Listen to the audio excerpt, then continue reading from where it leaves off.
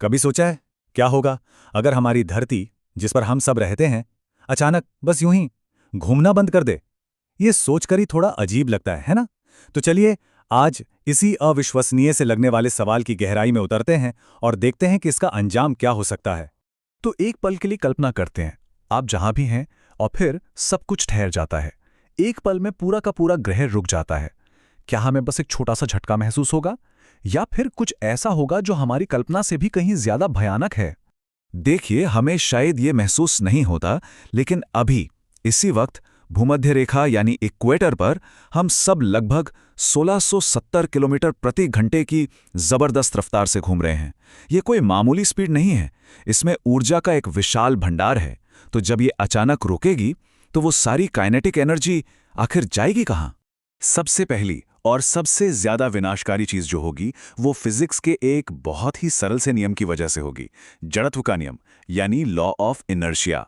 इसको ऐसे समझिए जैसे आप एक तेज रफ्तार कार में हैं और ड्राइवर अचानक से ब्रेक मार देता है। क्या होता है? आपका शरीर आगे की तरफ झुक जाता है ना? अब बस कल्पना कीजिए कि वो कार हमारी पृथ्वी है और उस पर मौजूद हर एक चीज, इंसान, बड़ी बड़ी इमारतें, पेड़, पहाड़, सब के सब बस उसके साथ एक राइड पर हैं। तो जैसे ही पृथ्वी रुकेगी, उस पर मौजूद हर वो चीज जो उससे मजबूती से बंधी नहीं है, हम, आप, इमारतें, पेड़, यहां तक कि पहाड़ भी, वो सब के सब उसी 1670 किलोमीटर प्रति घंटे की रफ्तार से पूर्व की दिशा में एक मिसाइल की तरह उड़ जाएंगे। ये एक पल में होने वाला वैश्विक विनाश होगा, जैसा हमने न कभी देखा है, न कभी सुना है। इस रफ्तार का अंदाजा लगाना है तो सोचिए, हर चीज एक हवाई जहाज की रफ्तार से लगभग 2 गुनी तेजी से फेंकी जाएगी। इमारतें अपनी नींव से उखड़ जाएंगी और पूरे के पूरे शहर एक ही पल में मलबे के ढेर में बदल जाएंगे।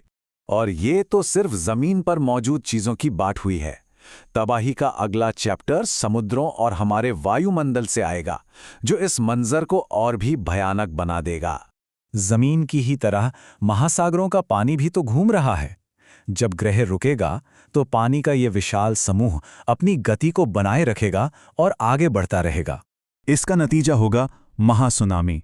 ये लहरें आज तक देखी गई किसी भी सुनामी से कहीं कहीं ज्यादा बड़ी होंगी, सैकड़ों मीटर ऊंची, जो महाद्वीपों के अंदर तक घुसकर सब कुछ बहा ले जाएंगी। और बिल्कुल पानी की ही तरह पृथ्वी के चारों ओर का वायुमंडल यानी हवा की परत, वो भी घूमना बंद नहीं करेगी। वो भी अपनी तेज रफ्तार से आगे बढ़ती रहेगी। इससे 1000 किलोमीटर प्रति घंटे से भी ज्यादा रफ्तार वाली हवाएं चलेंगी। ये ग्रहव्यापी तूफान होगा जो सतह पर बची खुची हर चीज को ऐसे नष्ट कर देगा जैसे किसी एटम बम की ब्लास्ट वेव ने सब कुछ साफ कर दिया हो।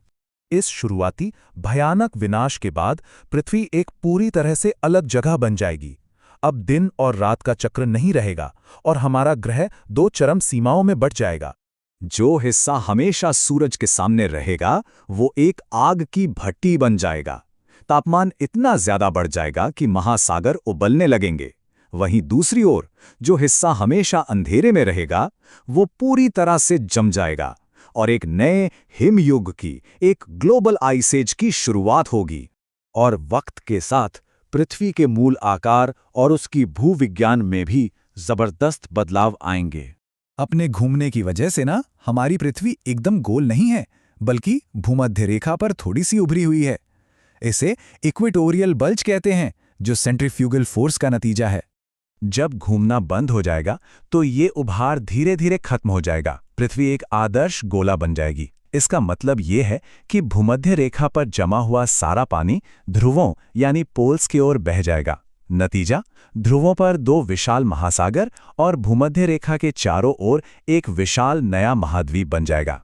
पृथ्वी का घूमना हमारे मैग्नेटिक फील्ड को बनाने में भी मदद करता है, जो हमें सूरज की हानिकारक सोलर रेडिएशन से बचाता है। घूमने के बिना ये सुरक्षा कवच बहुत कमजोर हो जाएगा, जिससे सतह पर रेडिएशन का लेवल खतरनाक तरीके से बढ़ जाएगा। और हाँ, हमारे सैटेलाइट्स जो पृथ्वी के घूमने के हिसाब से ही ऑर्बिट में हैं, वो भी काम करना बंद कर देंगे। मतलब जीपीएस और कम्युनिकेशन सिस्टम पूरी तरह से ध्वस्त। तो इस सब विनाश और बदलाव के बाद सबसे बड़ा सवाल ये है, क्या जीवन बच पाएगा? जब ग्रह का एक हिस्सा उबल रहा हो और दूसरा जम रहा हो और पूरी सतह पर जानलेवा विकिरण हो तो क्या किसी भी तरह के जीवन के बचने की कोई उम्मीद है? जवाब है शायद हाँ। सतह पर तो लगभग सब कुछ नष्ट हो जाएगा, लेकिन गहरे समुद्र में जहां तापमान स्थिर रह सकता है और जमीन के बहुत नीचे जहां रेडिएशन नहीं पहुंच सकता, वहां कुछ सूक्ष्म जीव शायद बच जाएं, जो हमारे ग्रह पर जीवन की कहानी को जारी रख सकते हैं। एक सवाल यह भी उठता है कि अगर पृथ्वी अचानक नहीं बल्कि धीरे धीरे रुकती तो क्या होता?